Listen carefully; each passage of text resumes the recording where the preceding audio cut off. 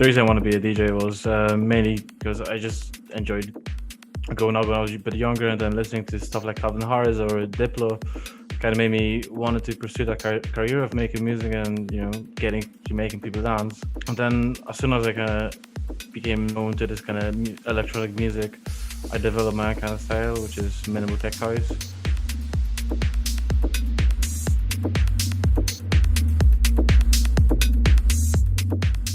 The music I play is a kind of minimal style, minimal tech house or minimal grooves, something more underground, something more not sophisticated, but unique, I guess, not to the usual pop or electronic music.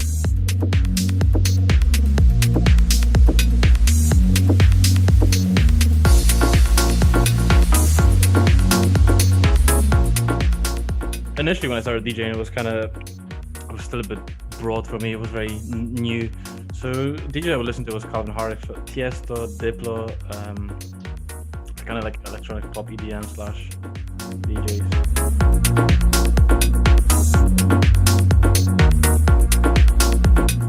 The first event I was playing at was probably the one I made. It was back at home. It was quite successful before summer. Over 100 people came through. And then other events I was playing at is mainly Liverpool. Some few clubs there and there. We had guest DJs coming in. So that was quite good, but nothing majorly too big.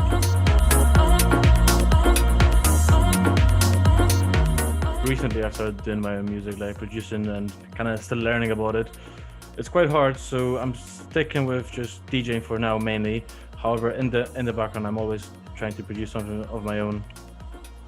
And as I said, it's a very hard thing to do, so it takes time. So I'm not really releasing anything just yet. But I think in Liverpool, a good place to start your career DJ. It's very varied with the types of music you can listen to. For example, it ranges from indie to pop to techno to EDM to anything.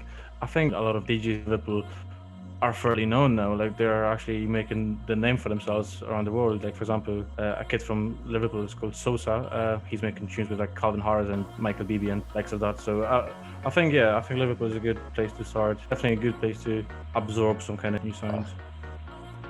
With COVID and everything that's happening, it's definitely largely affected. Well, first of all, you can't do anything. You can't play out to crowds because of lockdown and restrictions.